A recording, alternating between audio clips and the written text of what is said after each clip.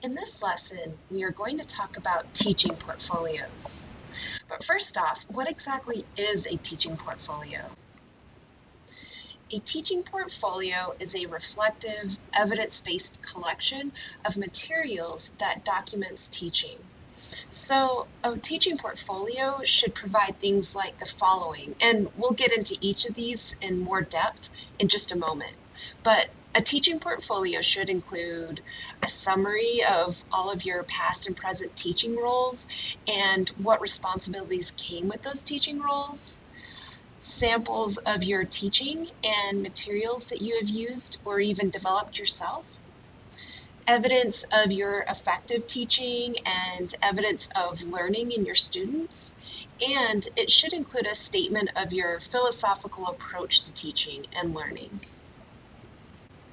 Okay, so we know what a teaching portfolio is, but what exactly is the purpose of a teaching portfolio?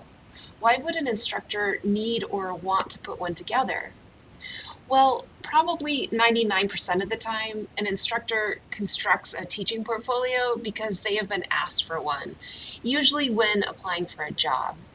Very often, if teaching is a key activity of a job, then you will very likely be asked to provide a teaching portfolio when applying for that job. Or your department head or the institution you teach for may request one when considering your retention or promotion. So we usually don't think about creating a portfolio until we are asked for one. But constructing a teaching portfolio not only serves the purpose of obtaining a job or a promotion, it can also be a really helpful tool for personal reflection and development, which in turn will also benefit your students. So let's go over the variety of purposes for a teaching portfolio. It could be to clarify and refine your teaching practices. Sometimes why we do what we do in the classroom hasn't really been considered with a purpose in mind. So it can be helpful to start off by clarifying what it is that we are trying to do with certain teaching practices, and then to refine those practices so that they are more effective and that we aren't just doing things willy-nilly. A portfolio can also help us to define our personal style of teaching. Just like we work to characterize and represent ourselves on Facebook or LinkedIn or by how we decorate our offices, having a teaching portfolio can help to characterize our teaching world. And not just for others, the process of creating one can really help us to discover who we are as instructors.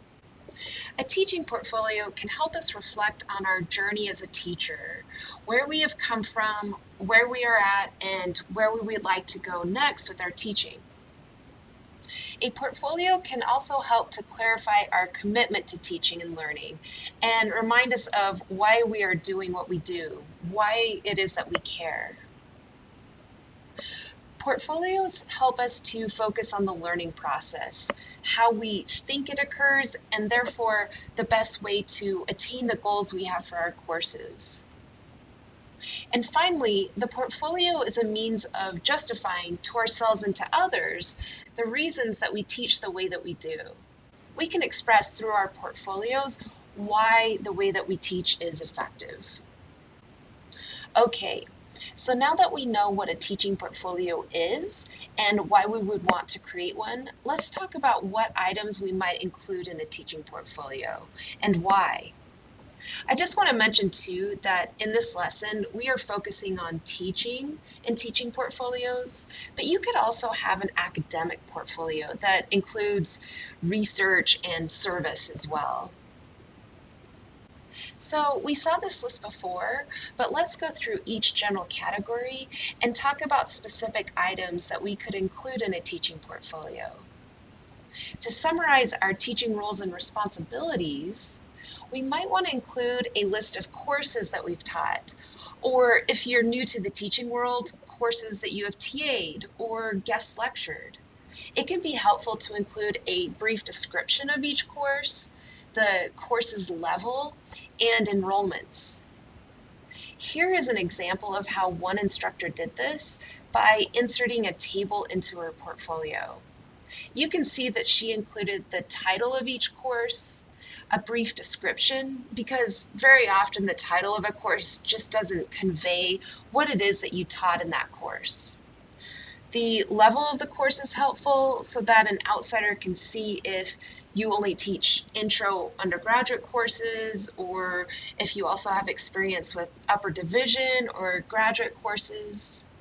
The status column here provides helpful information such as whether it is a general education course or an elective, and what format the course was in, such as whether it was an online course, a hybrid course.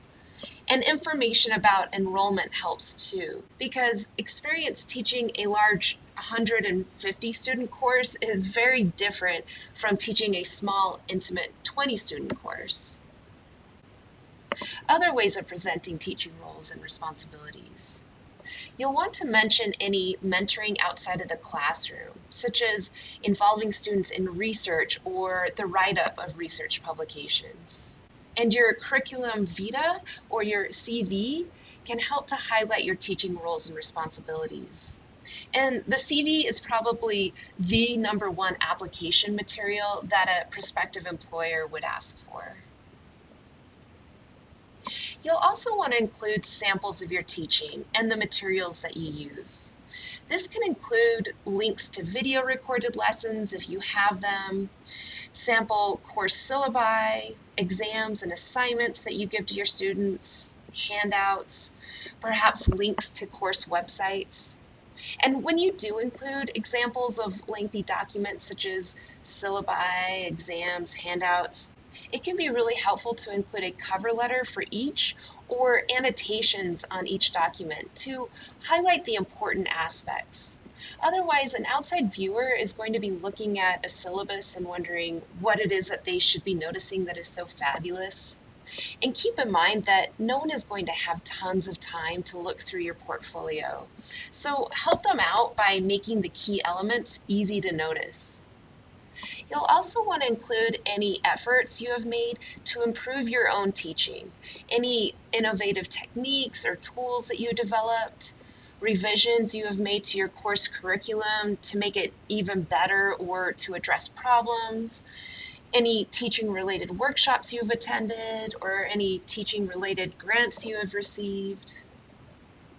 And also very important to include in your teaching portfolio is evidence of effective teaching and learning. This can include graded assignments with your comments. Now, you'll want to make sure that you make the assignment unidentifiable or ask the student's permission to include a copy of the assignment. You may also want to include observations and evaluations by students or by a Center for Teaching and Learning Excellence if you have ever had them come to observe your class and give you feedback, or any observations you may have from colleagues. Include any teaching recognitions or awards that you have received. And I like to save and include emails I have received from students that have thanked me at the end of a course. And last but not least, you'll want to include a teaching philosophy statement that describes your beliefs about and personal approach to teaching and learning. We will talk about teaching philosophies in the next lesson. And just quickly, let's review a few tips for constructing teaching portfolios. So if your portfolio is in paper format, keep it nice and organized in a 3-ring binder and include tabs to make it easy to locate components and to jump around. Simply handing over a bunch of loose sheets of paper is a bad idea. As somebody goes through all of that, almost certainly things are going to get mixed up and out of order, and it'll make it difficult for others to locate specific elements, such as your CV. If your portfolio is online, then make the important components, your CV, the teaching philosophy statement, easy to print off. Some reviewers may need to print off paper copies in order to review and share with others. And you don't want to be one of those applicants that gets cut simply because it was a hassle to review your application materials. The next tip is to be selective in what you include in your portfolio. Don't just throw anything and everything in there. It needs to be manageable for others to review. As I said before, no one is going to have a ton of time to look through your portfolio, and if you have too much in there, they may very well miss the good stuff because it's buried within everything else. Tailor your portfolio to its particular purpose or to the particular audience that will be reviewing it. Another great definition of a teaching portfolio is a thoughtful, integrated compilation of documents and materials that makes the best case for the professor's effectiveness. The construction of your portfolio should be thoughtful and its components integrated, not just something that has random pieces thrown together. It should be something that makes the best case for your effectiveness as an instructor. Focus on the elements that will do that. And remember, you can always make some materials available upon request if needed. I find it useful to compile a larger master portfolio to house everything that I might need, and then to customize copies of it for various purposes. And finally, try to update your portfolio at least once a year. This will not only help you keep track of everything as you go, but a teaching portfolio should reflect an ongoing reflective process used for instructional improvement. And your portfolio will best do this if you, in fact, spend a little time regularly to reflect on and update your portfolio.